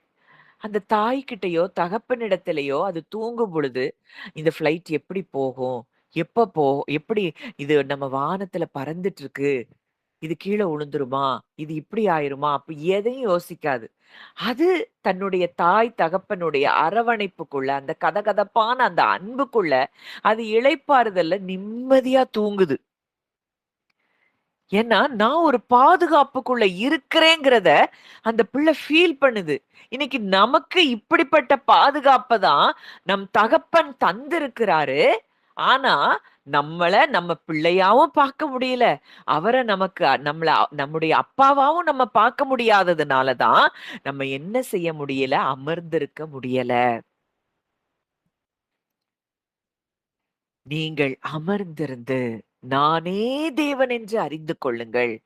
இந்த தேவனே நமக்கு தகப்பனாய் இருக்கிறார் என்பதை நீங்கள் எப்போ அறிந்து கொள்ள ஆரம்பிக்கிறீங்களோ, உங்க உள்ளத்துல இருக்கிற போராட்டங்கள் அது முடிவுக்கு வரும். நீங்க இளைப்பாறுதலுக்குள்ள நீங்க வர்றவங்களா இருப்பீங்க. நீங்க விடுவிக்காத வரைக்கும், உங்க சோல்ல இருக்கிற இந்த வெயிட்ட நீங்க இறக்கி வைக்காத வரைக்கும், உங்க வாழ்க்கையில நீங்க ஜெயத்தை பார்க்க முடியாது. சாந்த குணமுள்ளவர்கள் தான் பூமியை சுதந்தரித்து மிகுந்த சமாதானத்தினால் மனமகிழ்ச்சியாயிருப்பார்கள். மிகுந்த சமாதானம், மனமகிழ்ச்சி இதெல்லாம் வேணும் அப்படின்னா, நமக்கு என்ன வேணும்? சாந்தமும், மனத்தாழ்மையும். தேவனை எல்லா சூழ்நிலைகளிலும் நாம் பெரிதாக பார்க்கிற இருதயம் நமக்கு இருக்கும் பொழுது, அனைத்தையும் பூமியையே நாம் சுதந்தரிக்கிறவர்களாய் மாறுகிறோம். இப்ப சிலருக்கு இன்னைக்கு சோசியல் மீடியா ரொம்ப நிறைய பேரை டிஸ்டர்ப் பண்றதா இருக்கிறத பார்க்கிறோம். அவங்க ஒரு வீடியோவை போடுறாங்க, இல்ல ஏதோ போட்டோஸ போடுறாங்க. ஒரு மாயையான ஒரு தோற்றத்தை அவங்க காண்பிக்கிறாங்க. உடனே தன்னுடைய வாழ்க்கைய அவங்க வாழ்க்கை கூட என்ன செய்ய ஆரம்பிக்கிறோம்? கம்பேர் பண்ண ஆரம்பிக்கிறோம். ஒண்ணு புரியணும், தேவன் எப்பவுமே 2 மனிதர்களை ஒரே போல நடத்தல. யோசேப்புக்கு பாக்குறோம். யோசேப்பு சிறைச்சாலையில இருக்கிறாரு. அவர் அந்த நாட்டுக்கு பின்பாக அதிபதியாய் மாறுகிறார். தாவீது மேய்ப்பனா இருக்கிறாரு. அதுக்கு பிறகு ராஜாவா மாறுறாரு. மோசே 40 வருஷம் வனாந்தரத்துல இருக்கிறாரு. அதுக்கப்புறம் விடுதலையாகி பார்வோனுக்கு முன்பாக அந்த ஜனங்களை விடுவித்து அத்தனை லட்சம் ஜனங்களை வழி நடத்தி கொண்டு போகிற மேய்ப்பனாய் அவர் மாறுகிறார். ஒவ்வொருத்தருடைய டைம் அங்க டிஃபர் ஆகுது. ஒவ்வொருத்தர் இருந்த சூழ்நிலை டிஃபர் ஆகுது. ஆனா தேவனுடைய திட்டம் எல்லாருடைய வாழ்க்கையிலையும், உங்க எல்லாருடைய வாழ்க்கையிலையும் சரியான நேரத்துல நிறைவேறத நம்ம பார்க்கிறோம். அவர் சொல்றாரு, உனக்காக நான் வைத்திருக்கிற எண்ணங்களை, திட்டங்களை நான் அறிந்திருக்கிறேன். அவர் அறிஞ்சிருக்கிறாருங்கிறத நம்ம புரிஞ்சா போதும், நம்ம வாழ்க்கையில இன்னைக்கு இருக்கிற எந்த சூழ்நிலையை குறிச்சு நம்ம கவலைப்பட மாட்டோம். தேவன் நம்மள மத்தவங்க கூட போட்டி போடுறதுக்கு அவர் நம்மள உருவாக்கல. நம்மள ஒரு யூனிக்கா, நம்ம ஒவ்வொருத்தருக்கும் யூனிக்கான காரியங்களை நமக்குள்ள அவர் என்ன செஞ்சிருக்கிறாரு? வச்சிருக்கிறாரு. அவங்களுக்கு கிடைச்சிட்டு, இவங்களுக்கு கிடைச்சிட்டு, இவங்களுக்கு எல்லாம் உடனே நடக்குது, எனக்கு ஏன் நடக்கல? நடக்கலன்னு உங்களுக்கு ஒரு காரியம் இருக்குன்னா, அங்க அவர் மகிமை வெளிப்பட போகுது. அதுதான் நிஜம். கால தாமதம் அப்படின்னாலே உங்களுக்கு மகிமையான ஒரு உயர்வு, உலகத்துல எல்லாரும் ஆச்சரியமாய் பார்க்கக்கூடிய காரியங்கள் உங்க வாழ்க்கையில நடைபெற போகிறது என்பதை நீங்கள் அறிந்து கொள்ள வேண்டும். அவர் நடக்கலங்கிறதுக்காக அவர் செயல்படலங்கிறது உண்மை இல்லை. அவர் இந்த செகண்ட் வரைக்கும் உங்களுக்காக அவர் செயல்பட்டு கொண்டுதான் இருக்கிறார். இனியும் அவர் உங்களுக்காக செயல்படுகிறார் என்பதே நிஜம். அதனால உங்க வாழ்க்கைய மற்றவங்க கூட நீங்க கம்பேர் பண்ண வேண்டிய இடத்தில் நீங்கள் இல்லை. இப்போ ஒரு நல்ல ஒரு செடியினுடைய விதைய நம்ம கையில வச்சிருக்கிறோம். இது கையில இருக்கும்போது பாதுகாப்பா இருக்குமா அப்படின்னா இருக்கும். ஆனா அந்த விதையினால எந்த பலனும் இருக்கான்னா இருக்காது. அந்த விதை வளரவே வளராது. அத நம்ம கையில இருந்து விடும் பொழுது, மண்ணுல தூவும் பொழுது, அது செத்தது போலதான் தோணுது. மண்ணுக்குள்ள போயிட்டா அது இறந்தது போலதான் தோணுது. ஆனா அத விடுவிக்கும் பொழுதுதான் அதுக்குள்ள இருந்து ஜீவன் எழும்புகிறது. அந்த விதைக்குள்ள இருக்கிற ஜீவன் அப்பதான் எழும்புது. இன்னைக்கும் உங்க கைகளுக்குள்ள, உங்க கண்ட்ரோல்ல எதெல்லாம் நீங்க வச்சிருக்கிறீங்களோ, அதெல்லாம் அப்பாவினுடைய கரத்துல நீங்க விடுவிக்கும் பொழுது, எந்தெந்த காரியங்கள்ல இதுவரைக்கும் நீங்க நன்மைகளை பார்க்கலையோ அது எல்லாம் இன்றைக்கே அது துளிர்விட ஆரம்பிக்கிறதை நீங்கள் காண்பீர்கள். விடியற்கால வெளுப்பை போல உன் சுக வாழ்வு சீக்கிரத்தில் துளிர்க்கும். அப்படின்னா இத துளிர்க்க வேண்டிய இடத்துல நம்ம வரணும்னா நம்ம பேர்டன்ஸ், நம்ம வெயிட், கவலை, பயம், சோர்வு எல்லாத்தையும் அவர்கிட்ட கொடுக்கணும். கர்த்தர் மேல் உன் பாரத்தை வைத்து விடு. எந்த காரியம் உங்களுக்கு அற்புதம் நடக்கணும்னு நினைக்கிறீங்களோ, நீங்க அதை நினைச்சு நினைச்சு கவலைப்பட்டுட்டு இருந்தீங்கன்னா அது வளரப்போவதில்லை, அங்க ஜீவன் உண்டாக போவதில்லை. அத அப்பாட்ட கொடுத்துட்டு நீங்க சந்தோஷத்துக்குள்ள எப்ப வர்றீங்களோ அப்பதான் அங்க என்ன உண்டாகுது? ஜீவன் உண்டாகுது. கோதுமை மணியானது நிலத்தில் விழுந்து சாகாவிட்டால் அது என்ன செய்யாதான்? பலன் கொடுக்காதான். அது தனித்துதான் இருக்கும். நம்ம பிடிச்சிருக்கிற பல விஷயங்களை தேவன் இன்றைக்கு நம்மை விடுவிக்க சொல்லுகிறார். அது ஒருவேளை பழைய காயங்களா இருக்கலாம், பயமா இருக்கலாம், குற்ற உணர்வா இருக்கலாம், தோல்வி எண்ணங்களா இருக்கலாம், மற்றவங்களை வச்சு கம்பேர் பண்ணி நீங்க இன்ஃபீரியரா நீங்க யோசித்து கொண்டு இருக்கலாம். இது எல்லாத்தையும் எப்போ நீங்க விடுவிக்கிறீங்களோ சம்பந்தப்பட்ட அந்த சூழ்நிலைகளில தேவனுடைய ஜீவன் செயல்படுகிறதை நீங்கள் பார்ப்பீர்கள். ஒண்ணு புரியணும், நம்ம மனுஷ மூளைக்குள்ள தேவனை அடக்க முடியாது. நாகமான பார்க்கிறோம், மிகப்பெரிய அங்க ஒரு பெரிய ஒரு சேனைக்கு தலைவன். எலிசாட்ட வரும்போது தன்னுடைய குஷ்டம் நீங்கிறதுக்காக அவர் ஏதாவது பெரிய பெரிய காரியத்தை செய்வார்னு எதிர்பார்த்தாரு. ஆனா ஆண்டவர் சொல்றாரு, நீ யோர்தான்ல போய் குளி. முதல்ல அவனுக்குள்ள இருந்த பெருமை அதை எதிர்க்குது. நம்ம என்ன நினைக்கிறோம்? ஒரு பெரிய ஆசீர்வாதம் வேணும் அப்படின்னா இந்த வழியா இப்படியெல்லாம் செயல்பட்டு இப்படியெல்லாம் நடந்துதான் நமக்கு ஒரு ஆசீர்வாதம் வரும்னு நினைக்கிறோம். ஆனா தேவன் ஒரு சின்ன சந்திப்புல, ஒரு சின்ன கனெக்ஷன்ல நமக்கு ஒரு ஆசீர்வாதத்தை வச்சிருப்பாரு, பெரிய ஆசீர்வாதத்தை வச்சிருப்பாரு. ஆனா நம்ம மனுஷ மூளைக்கு அது எட்டாது. சாதாரண மனுஷங்களுக்குள்ள நம்ம ஆடைய பிளஸ்ஸிங்க வச்சிருப்பாரு, நமக்கு அது எட்டாது. நமக்கு ஒரு டிலே இருக்கா, அதுல அவருடைய பெரிய ஆசீர்வாதத்தை வச்சிருப்பாரு. நம்ம க்ளோஸ்டு டோர்ஸ் இருக்குதா நம்முடைய லைஃப்ல, அதுல ஒரு பெரிய ஆசீர்வாதத்தை வச்சிருப்பாரு. இது எதுவுமே நமக்கு புரியாது. அதனாலதான் வசனம் சொல்லுது, உன் சுய புத்தியின் மேல் சாயாமல் முழு இருதயத்தோடும் கர்த்தரில் நம்பிக்கையாயிருந்து. சுய புத்தியில நம்ம சாஞ்சிட்டோம் அப்படின்னா நமக்கு நுகம் மிகவும் வெயிட்டா இருக்கும். நம்ம எப்போல்லாம் சுய புத்தியில சாயிரமோ, நான் செய்யணும், நான் பேசணும், நான் செயல்படணும், நான் கட்டுப்படுத்தணும் அப்படிங்கிற இடத்துக்கு நம்ம வரும்பொழுது அதுதான் சுய புத்தியில் செயல்படுவது. அங்க உங்க சோல் ரொம்ப வெயிட்டா இருக்கும். நீங்க இளைப்பாறுதல்ல இருக்க மாட்டீங்க. எப்போ எதையாவது யார்கிட்டயாவது பேசிட்டு இதை இப்படி சண்டை போட்டு இப்படி சரி பண்ணணும், இதை பேசி சரி பண்ணணும். எப்பவும் மனிதர்களையும் சூழ்நிலைகளையும் குறித்தே திங்க் பண்ணுவீங்க. நீங்க பூமிக்குரியவர்களாய் அல்ல, நீங்கள் வானத்துக்குரியவர்களாய் இருக்கிறீர்கள் என்றால் உங்க இருதயம் இளைப்பாறுதலுக்குள்ளதான் இருக்கும். நீங்க கிறிஸ்துவுக்குள் இருப்பீங்கன்னா நீங்க இளைப்பாறுதலை அனுபவிக்கிறவர்களாய் இருப்பீர்கள். நம்ம நினைக்கிறோம், எனக்கெல்லாம் பெருமையே கிடையாது, நான் ரொம்ப தாழ்மை, நான் அழுது அழுது நான் ஜெபம் பண்ணுவேன், நான் அப்படி ஆண்டவர் கூட இருக்கிறேன் அப்படின்னு சொல்லலாம். ஆனா உங்க இருதயத்துல என்ன இல்ல? விசுவாசமே இல்ல. விசுவாசிக்கிறவன் தாவீது விசுவாசிக்கிறவன்னா கோலியாத்துக்கு முன்னாடி அவன் அழுதுட்டு நிக்கல, பயப்படல. உண்மையாவே சூழ்நிலைகளை கண்டு பயப்படாதவன் தான் தாழ்மை உள்ளவன். என் அப்பா இருக்கிறாரு, என் அப்பா எனக்காக செய்து முடித்து விட்டார் அப்படிங்கிறத யார் ஒருவன் நம்புகிறானோ அவனே தற்பெருமை இல்லாதவன். நம்ம நினைக்கிறோம், அழுது அழுது அழுது அழுது நம்ம கேட்டாதான் நமக்கு பெருமை இல்ல, தாழ்மையா நம்ம அவர்கிட்ட கேட்கிறோம்னு நினைக்கிறோம். ஆனால் நிஜம் என்னவென்றால் என் அப்பா எனக்காக செய்வார் அப்படிங்கிற நம்பிக்கை உள்ளவர்களே தற்பெருமை இல்லாதவர்கள்.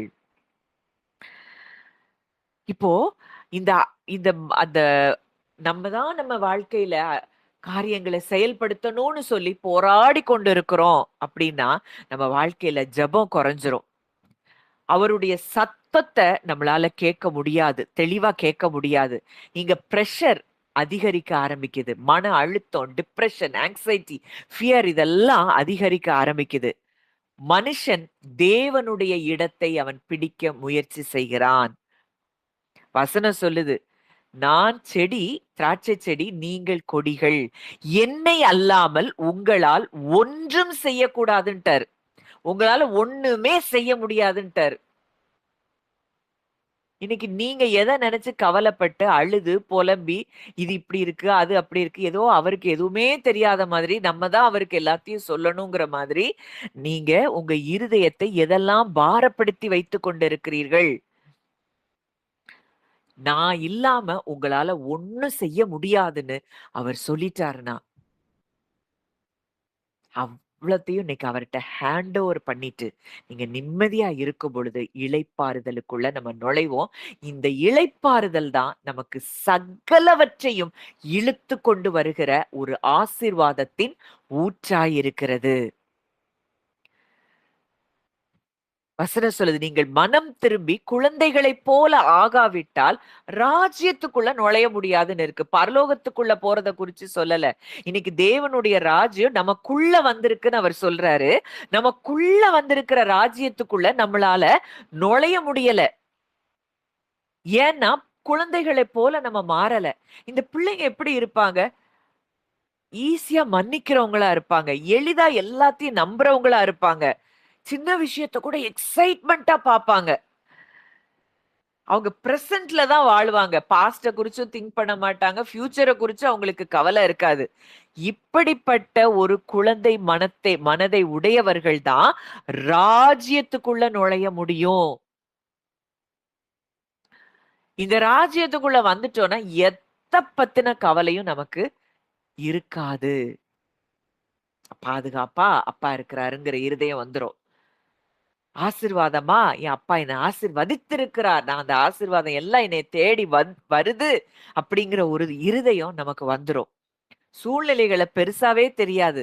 அவரை பெருசா பார்க்க ஆரம்பிப்போம். குட்டி பிள்ளைங்க எப்படி எல்லாத்தையும் எளிதா நம்புறாங்களோ அது போல தேவனை எளிதாய் நம்புகிறவர்களாய் நாம் மாறுவோம்.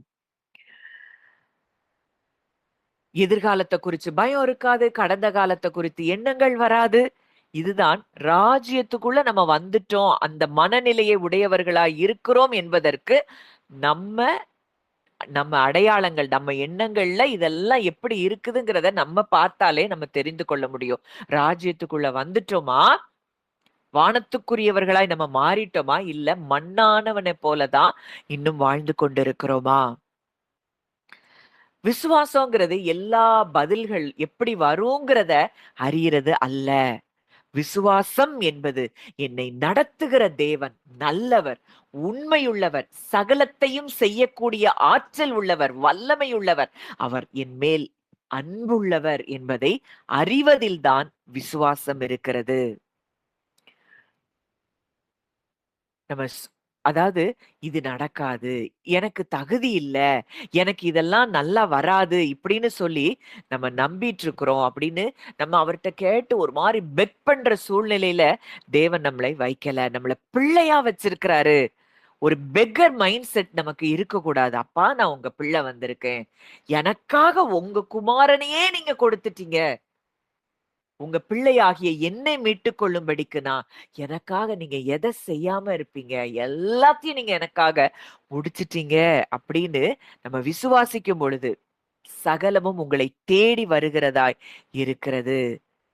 இன்னைக்கு விதைய குடுத்துட்டோம். என்ன நம்ம கையில இருக்கோ, பாரமா இருக்கோ, என்ன எந்த காரியத்துல உங்களுக்கு அற்புதம் வேணும்னு நினைக்கிறீங்களோ அந்த காரியத்தை ஆண்டவர்கிட்ட குடுத்துட்டீங்கன்னா அதை குறிச்சு ஆராய்ந்தே பார்க்க கூடாது. ஒரு விவசாயி விதைய விதைச்ச பிறகு தினந்தோறும் அந்த மண்ணை தோண்டி அந்த விதை முளைச்சிருக்கான்னு பார்த்தா அந்த பயிர் வளரவே செய்யாது. அதே போல ஜெபிச்ச பிறகு, விதைத்த பிறகு அப்படியே அமைதியா இருக்கணும். என் அப்பா கிரியை செய்கிறார். தேவன் மறைவுல என்ன செய்யறாரு? வேலை செய்யறாரு. இந்த பேம்பு ட்ரீ மூங்கில் அது கொஞ்ச காலம் பூமிக்குள்ள அந்த வேர் நல்லா வந்த பிறகுதான் திடீர்னு உயரமா வளர ஆரம்பிக்குமா. நம்முடைய வாழ்க்கையிலயும் சில காரியங்கள் அங்க ரூட் ஆயிட்டே இருக்கு. திடீர்னு பார்த்தா அது வேகமாய் வளருகிறதை நீங்கள் பார்ப்பீர்கள். நம்ம எல்லாவற்றையும் அறிய வேண்டிய அவசியம் இல்லை. தேவன் எல்லாத்தையும் அறிந்திருக்கிறார். அவர் அறிஞ்சிருந்தாருன்னா போதும், அவர் நம்முடைய வாழ்க்கையில அவர் செயல்படுகிறார் என்பதை நீங்கள் அறிய முடியும். நம்ம எல்லாத்தையும் கட்டுப்படுத்த முடியாது. ஆனால் தேவனால் எல்லாவற்றையும் செய்ய முடியும். உம்மை உறுதியாய் பற்றிக் கொண்ட மனதை உடையவன் உம்மையே நம்பியிருக்கிறபடியினால் நீர் அவனை பூரண சமாதானத்துடன் காத்துக் கொள்ளுவீர். அவர் காத்துக்கொள்றாராம். மனது மட்டும் அவரை நம்பி இருக்கணும். உறுதியாய் பற்றிக் கொண்ட மனது அவரையே நம்பி இருக்கும் பொழுது நம்ம இருதயம் எப்பொழுதும் லகுவாய் இருக்கும். அங்க சுமை என்பது இருக்காது. நம்ம சின்ன பிள்ளைய போல அவருடைய கரத்துல நம்ம இருக்கிறோம். நம்முடைய எதிர்காலம், நம்முடைய குடும்பம், நம்முடைய சரீரத்துக்கு தேவையான சுகம், நமக்கு தேவையான செல்வம், இது எல்லாம் அவர்ட்ட இருக்கு. அவர் சொல்றாரு, பயப்படாத, நான் உன் கூட இருக்கிறேன். என்னை அல்லாமல் உன்னால ஒன்றும் செய்ய முடியாது. நீ என்னை சார்ந்து கொள். நீ என்ன நம்பு. அதுதான் அவர் சொல்ற வார்த்தை. இந்த இடத்துக்கு வரும்போது நம்முடைய ஆத்துமா கொஞ்சம் கொஞ்சமா அப்படி இளைப்பாறுதலுக்குள்ள வர ஆரம்பிக்கும். அவர் சொல்றாரு, இந்த ஃபுல் பிக்சர நீ புரிந்து கொள்ன்னு சொல்லல. அவர் கேட்கிறது, என்ன நம்புறியா? உன் பயத்துல இருந்து உன் பயத்த உன்கிட்ட இருந்து நீ விடுவிப்பியா? உன் இருதயத்தை நீ திறப்பாயா? நீங்க எந்த கதவையும் திறக்க வேண்டிய அவசியம் இல்ல. அவர் திறக்கிற கதவுகள உங்களுக்கு யாராலயும் அடைக்க முடியாது. அது என்ன கதவா வேணாலும் இருக்கலாம்.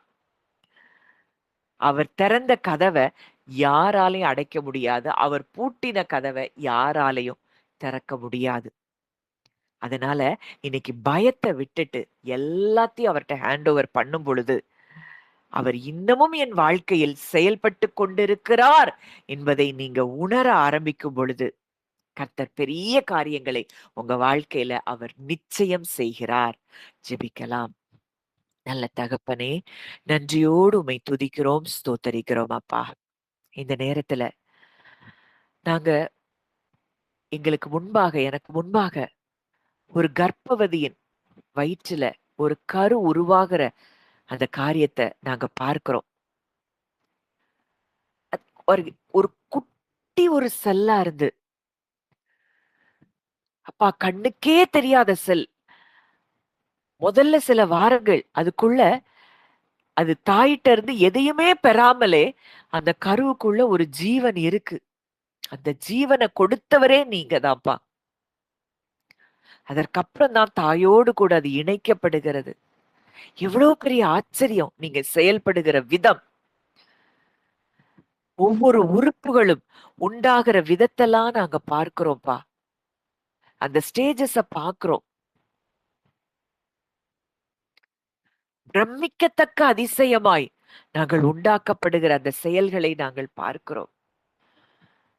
இது எதுவும் எங்களுக்கு வெளியில எதுவுமே தெரியாது. எப்ப நடக்குது? எந்த நாள்ல நடக்குது? எந்த நிமிஷத்துல நடக்குது? எதுவும் எங்களுக்கு தெரியாது. அது போலதான் நீங்க செயல்படுகிற விதத்தையும் நாங்க அறியலப்பா. ஆனா அதெல்லாம் குறிச்சு நாங்க கவலைப்பட்டோம். இன்னைக்கு எல்லாத்தையும் அப்பா உங்ககிட்ட நாங்க கொடுக்கிறோம். நீங்க செயல்பட்டு கொண்டே இருக்கிறீர் என்பதை நாங்க அக்னாலஜ் பண்றோம்ப்பா. அத நம்புறோம்ப்பா. எல்லா சூழ்நிலைகளிலும் எங்களுடைய வாழ்க்கையின் எல்லா சூழ்நிலைகளிலும் நீர் செயல்பட்டு கொண்டே இருக்கிறீர். நீர் அவைகளை அறிந்திருக்கிறீர் என்பதை நாங்கள் உணர்கிறோம் தகப்பனே. உங்களுக்கு எங்க சூழ்நிலை பெருசு இல்ல. அப்பா எங்களுக்கு நீங்க தான் பெரியவர். உங்க அன்பு பெரியது. உங்க இரக்கம் பெரியது. உங்க தயவு பெரியது. உங்க வல்லமை பெரியது. உம்முடைய பிள்ளைகளாகிய எங்களுக்காக நீர் இன்றைக்கும் செயல்படுகிறீர் என்பதை நாங்கள் விசுவாசித்து உமக்கு நன்றி செலுத்துறோம். எல்லா பாரத்தையும் இன்னைக்கு உங்கள்ட்ட கொடுத்துட்டோம்ப்பா.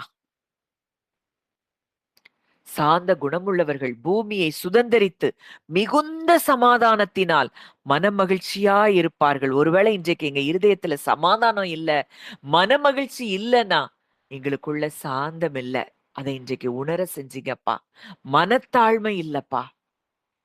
நாங்க கவலைப்படுறத பெரிய ரொம்ப ஒரு பக்தியின் சின்னமா நாங்க வச்சிருந்தோம். அது நிஜம் அல்ல. உண்மையான பக்தி தைரியமா இருப்பதுதான் என்பதை கிறிஸ்துவுக்குள்ள, தேவனுக்குள்ள, தேவனை அறிந்து உறுதியாய் நிற்பதுதான் மனத்தாழ்மை என்பதை நாங்கள் அறிந்து கொள்ள நீங்க உதவி செஞ்சீங்கப்பா. எல்லாமே உங்க செயல்பா. நீங்க செடியா இருக்கிறீங்க, நாங்க கொடியா இருக்கிறோம். நீங்க இல்லாம எங்க வாழ்க்கையில எதுவுமே நடக்காது. முற்றிலுமாய் இதுவரைக்கும் நீங்க நடத்தின பாதைகளை நாங்க நினைச்சு பார்க்கிறோம். அற்புதமா நீங்க எங்களுடைய வாழ்க்கையில உங்களுடைய செயல் விளங்கினதை நாங்க பார்க்கிறோம்ப்பா. இன்னைக்கும் எல்லாத்தையும் உங்கள்ட்ட நாங்க விடுறோம்.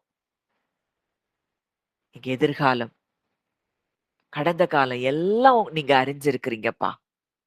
நீதிமானுடைய பாதை நடுப்பகல் வரைக்கும் பிரகாசிக்கிற சூரிய பிரகாசம் போல இருக்கும்னு சொன்னீங்கப்பா.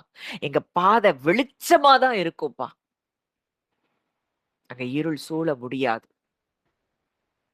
எங்க குடும்பத்தினரோடு, எங்க ஒவ்வொருவரோடு கூட நீர் இருந்து வழிநடத்துகிற காரியங்கள் அது ஆச்சரியமா இருக்கிறதற்காக நாங்கள் நன்றி செலுத்துகிறோம். முற்றிலுமாய் உம்முடைய கரத்திலே எங்களை தாழ்த்தி ஒப்பு கொடுக்கிறோம் அப்பா. எல்லாத்தையும் உங்கள்ட்ட ஒப்பு கொடுத்துட்டோம். நீங்க செஞ்சு முடிச்சிட்டீங்கப்பா. நன்றி செலுத்துகிறோம். துதி கன மகிமையாவையும் இயேசு ஒருவருக்கே செலுத்துகிறோம். கர்த்தரும் மீட்பருமாகிய இயேசுவின் மூலம் கேட்கிறோம் ஜீவனுள்ள நல்ல பிதாவே. ஆமேன், ஆமேன்.